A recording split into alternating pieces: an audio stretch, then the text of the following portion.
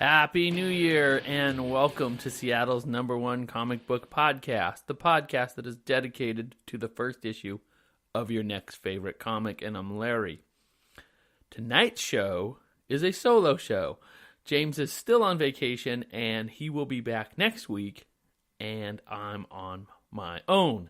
So left to my own devices, I thought I would do an all single character show and see how long it takes you listeners to figure out who I'm talking about.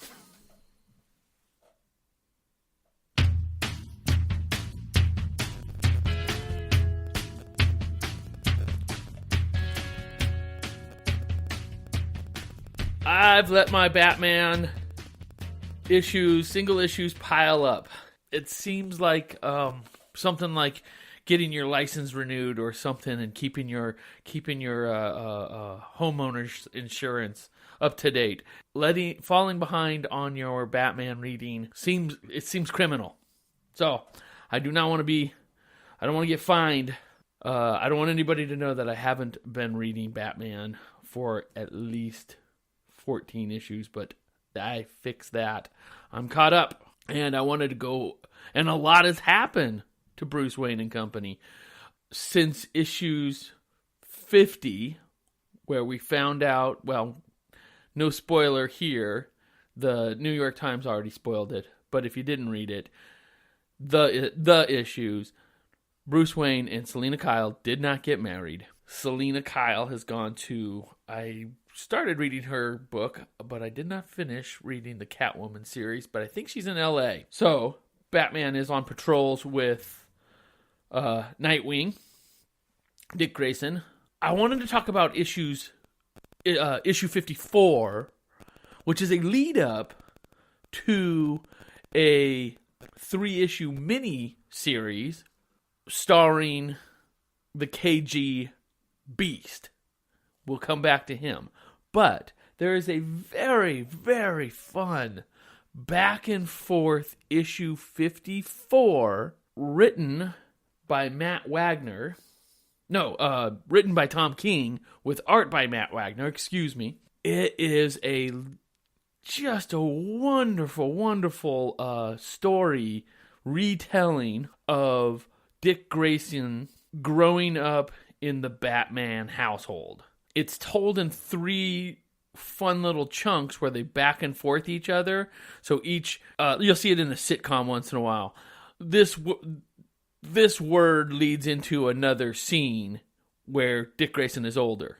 Dick Grayson is a teenager. Dick Grayson is grown up as Nightwing. Dick Grayson has only just recently lost his parents as a little kid. And it all sort of bops through a Dick Grayson Batman and Dick Grayson becoming the dynamic duo. Now, that is issue 54, and it's fantastic. The art is, there's 3 different art styles. It's just wonderful, syrupy fun. Then we jump into issue 55 of the regular Batman book. Issue 55 starts with Bats and Grayson on patrols, and they're having a fun night out on patrols, and there's a back and forth banter with them, and you love it. And then there's a side story of a villainous looking guy entering Gotham City through the airport and buying a high powered rifle on the sly, making his way into an apartment building and choking somebody to death. And oh my gosh, I'm not going to spoil any of this, but this sinister looking guy, there's a final panel, or a full page, of a reveal, an event that sets Batman into a full-on, we can never call Batman a full-on killing machine, because that is not what he does, but he, in this scenario, is going to have to make some decisions. So issues 55 through 57 are Batman dealing with those decisions. Now, jumping forward to issue 55, it's a straight up hunt for KG Beast. KG Beast is, I've never seen this guy before. I didn't have a chance to Wikipedia him, but he is scary. He is just one scary dude, and Batman does his detective work. He also does some more crime fighting. And then there's another character in here, and I couldn't find his name anywhere, so I wasn't able to look him up. He knows Bruce Wayne, or he knows Batman's true identity, so he must be a good friend of the Bats, because whilst Batman and this other hero are fighting these ninjas, and they're just taking, they're having a conversation about it, and Batman's saying, you need to help me find this KG Beast, and this guy's like, I'm not going to help you, this guy's really bad, but if he kills you, can I have your mansion? So there's a lot of, there's some serious business that's going to go down with Batman and KG Beast. And I want to say it's just a run-of-the-mill punch-up, but we know that Batman doesn't kill, but he will leave you for dead. I'll just leave it at that. No more spoilers, no more reveals. But it's just a straight-up Batman being Batman. The back-and-forth, sinister nature of both of these dudes fighting one another. Now, this is some very graphic violence. And you might think that a children's story in the middle of this might soften some of that violence. So, whilst there's a back and forth punch up between KG Beast and Batman, there is a father reading a story book to a little kid. And we enjoy this story through the eyes of the little kid, and the story is pretty pleasant to a certain point, until these wonderful little forest creatures turn on each other. So yeah, they're forest creatures all on their way to the big city or wherever they're planning to go. I can't remember all the particulars here. They fall in a hole. Man, I really want to talk about this art, because it looks like a wonderful little storybook, but all the creatures are drawn really like storybook, cartoony animals. But the violence that these animals are afflicting on each other is not pleasant to watch. So, there's that. This is Batman at its just awesomeness. I just think this is just some really good Bat stuff. But you gotta read it for yourself, because the art is fantastic, and the writing is just so good right now. Tom King is writing this, and I'll list all the artists here in a second. But I'm just enjoying. I was so happy that I let these pile up, so I could just eat them all up in one scoop, like ice cream. So here is Batman leaving KG Beast for dead. Batman 58. And I might speed this up a little bit, especially with this one. This is a Cobblepot story and Bane, so much Batman being convinced that Bane is running the show from Arkham. Bane has been curled in a ball, crying like a baby, and not responding to any treatments. All of this crime is happening outside the walls. All fingers point to Bane, but how can he be doing this? Who could it be? Everybody's saying it's Bane. Batman goes after everybody who has recently been beats the tar out of them. It is wonderful to watch. So he's chasing down this crime boss, but not getting anywhere. He's not getting the answers that he wants, but it's not for lack of trying. He punches a lot of people in this.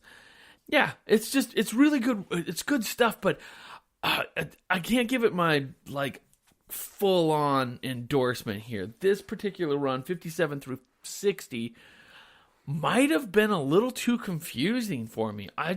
Sometimes Batmans do this to me, and and I feel like I have to reread it a couple times just to get I love the punching, I love the action, I love the art.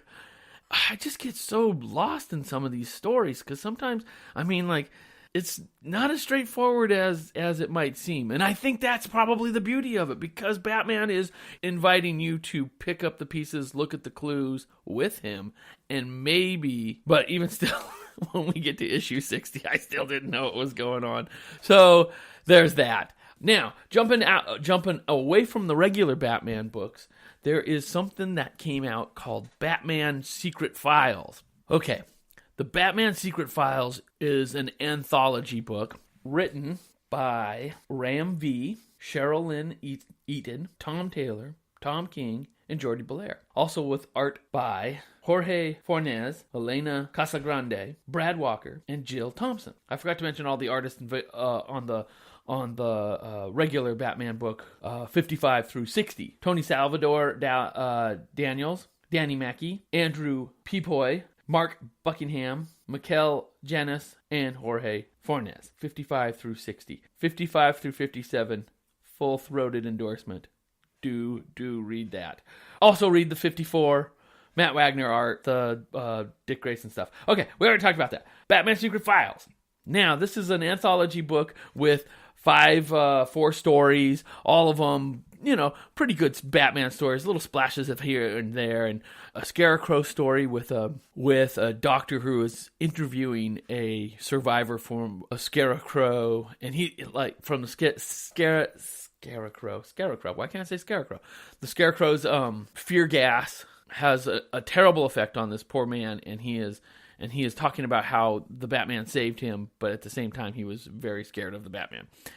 It's wonderful art. Oh my gosh, this art is almost psychedelic. It is so cool to look at.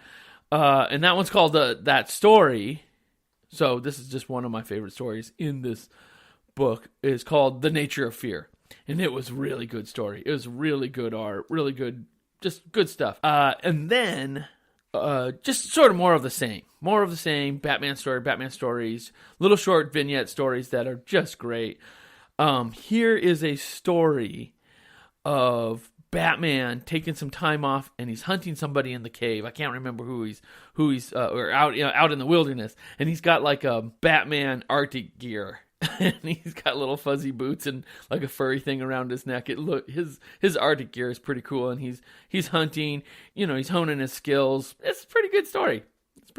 Lots of snow, and there's Batman drinking coffee, and then that story was called Enough. But you'll know these stories once you start reading them. They're all really good. Now, here's my favorite story because I love this character. It's a character who is a master detective, very much like Batman, and he finds Batman sitting on top of a building, and he deduces as to which gargoyle Batman would be sitting on, where he would be sitting, and which building it would be, and because he also is a detective. He's also a chimpanzee. Detective Chimp. And he needs Batman's help to get a friend of his a friend of his son who has been forced into a gang, and he wants to help him not be in that gang. They do. They get all the clues, but the kid's already fully engulfed in the gang. And I won't spoil what happens here, but I will say that there is some adorable back and forth Batman and Detective Chimp conversations. And Batman, at the end, walks with the chimp who has been injured. They walk away, and it's Batman and the chimp, and they're holding hands. I freaking love Batman.